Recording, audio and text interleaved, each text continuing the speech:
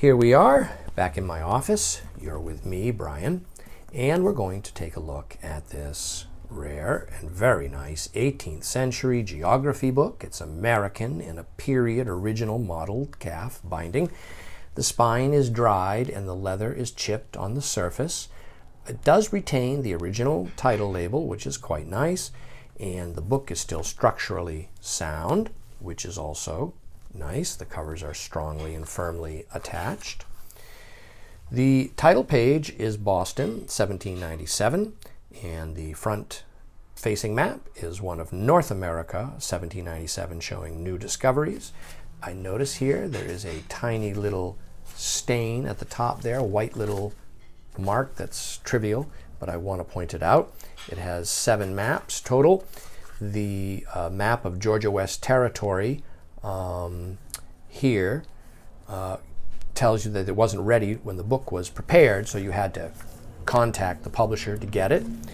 And this Gazetteer has very interesting information about the early country and the early states and the development prior to statehood of some of those territories. Here is South America. And I'm going to now flip through it and show you each of the maps. You can see as well as I'm doing that the condition of the text block. There is some general toning. By the way, whenever I'm opening any antiquarian book, my hand is cupped around the spine with my fingers supporting the front cover. Any antique book should only be opened to about this extent, like so, roughly. Never, ever let the front cover just flop open, which sometimes you see people do, which is a terrifying and distressing thing to do. Well, here is that Georgia Territory Western map that wasn't included in many of the copies. That it appears this one, this example does have it. There's some toning, but this is a great map of this territory prior to statehood here. That map would clean up if desired. And so we'll continue our browsing and perusal through the volume like this. Then we get to this very nice folding map like so, which is the northern part of the United States. It's by Bradley, and we see here all sorts of interesting things, these townships and Ohio Company and so on. Yes, this is a very interesting map. Land of 6 Indian nations up here near Lake Ontario.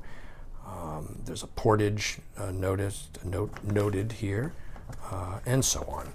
So I'll fold this one back up. That's actually in quite nice shape for that sort of a folding map of this era. Most examples of this book today are either perished or they no longer have their maps in them. And so this volume is unusual in that it is complete with the maps. Here we have the southern parts of the United States showing, again, Georgia Western Territory with West Florida, United States claim to this line here, Upper Creek, and it gives a number of how many are in the tribe. 2,000 looks like 2,650 men. And down here, the lower creeks have 1,000, looks like 320 men. Here's a Spanish fort. Here's a general, McKelvray, and so on, and so on. Yes, very interesting. That's a great map. Okay, then let's continue here. Hopefully I won't miss anything. And then we have this chart of the East New Holland and New Guinea, which is a great map of Australia, because here it is still unclear as to whether Van Diemen's Island is attached or separated from the mainland of the continent. We know that, of course, it is an island, but here it's still speculative as to the outline of that. And let us see here, we have this map, a folding map of the West Indies, like so. This is engraved by Hill. Each of these maps has an engraver name, I believe, and they all should be referenced within cartographic bibliography. And here is a list of the table of post offices. That's Wheat and Brune, the cartobibliography I was referring to. Maps and charts printed in the United States prior to the year 1800. which there are not all that many. There are some, but not all that many. And here is a printed statement of the claims upon the Georgia Western Territory at the end of this volume. The text within here is very interesting. Here's directions to the binder. I think we've shown you, yes, you should have seen, I do believe, all of these. And that is how this book survives.